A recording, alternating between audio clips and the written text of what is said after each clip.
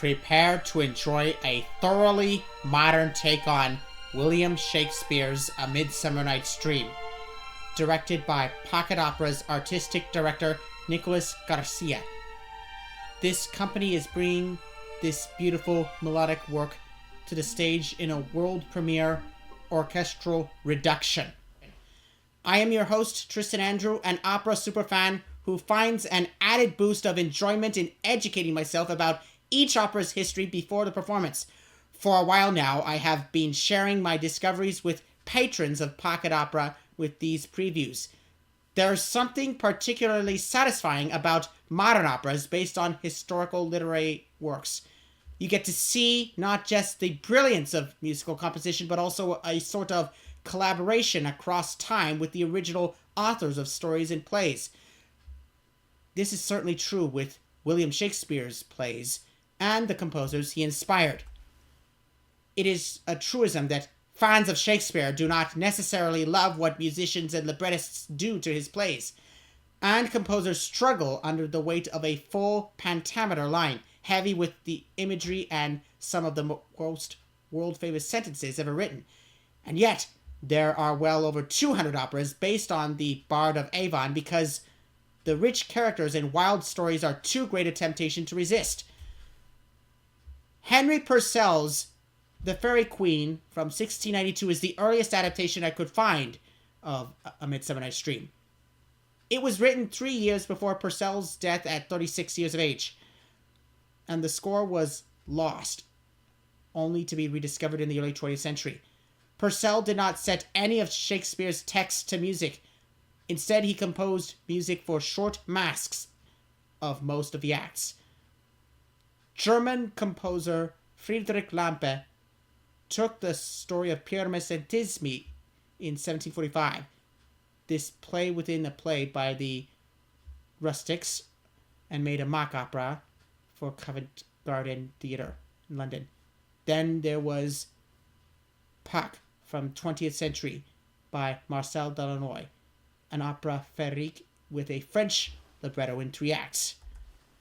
Felix Mendelssohn's incidental music is very familiar, along with the overture, which was written when he was 17, completed in 1826, and known for its vibrant themes and imaginative orchestration reflecting the whimsical nature of the play. Mendelssohn also received a commission from Friedrich Wilhelm IV of Prussia to write incidental music. This includes the famous Wedding March. George Balanchine in 1962 created a ballet using Mendelssohn's incidental music along with other compositions. This popular ballet is celebrated for its imaginative choreography and emotional depth and remains a beloved repertory piece. But Benjamin Britten's opera from 1960 differs from other adaptations by being a truly comprehensive operatic setting of Shakespeare's text rather than a reimagined plot or incidental accompaniment.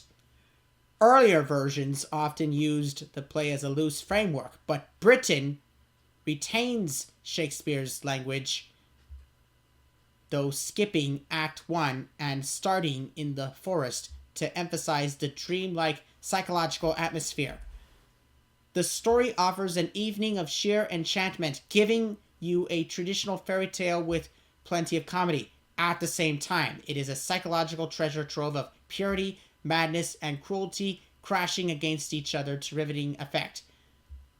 Britten's version offers the music buff both homage and satire from Baroque to modernism, referencing works from the past, particularly in the riotous play within a play of Pyramus and Thisbe with a Purcellian dance. There are 3 groups of characters, each with a largely separate plot.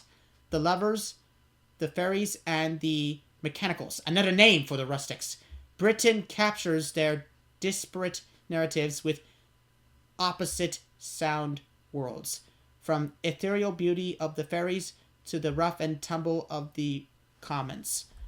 Fairies are represented by countertenor for Oberon, coloratura for Titania, and a boys' choir generally replaced by alto and soprano voices, accompanied by harps and percussion.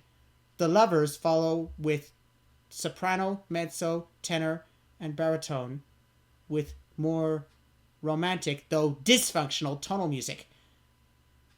Rustics are lower, with parodic bassoon-heavy instrumentation. Their voices are rougher. Unlike Mendelssohn's gossamer and delicate fairy music, Britten uses low, sliding string glissandos to represent the forest's breathing or snoring, grounding the opera in a physical, subconscious reality.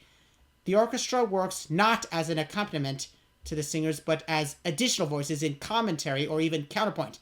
The strikingly modern approach serves to enhance the centuries-old masterwork.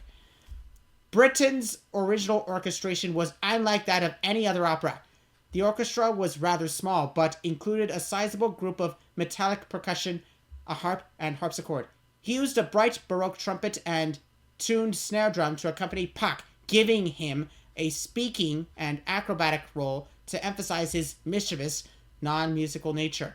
Pocket opera's orchestra is necessarily further reduced. I am sure you will find it interesting to see and hear how well they adapt to retain Britten's clever interpretation of Shakespeare's voices. Stay tuned for Pocket Opera, and I am looking forward to seeing you at a performance.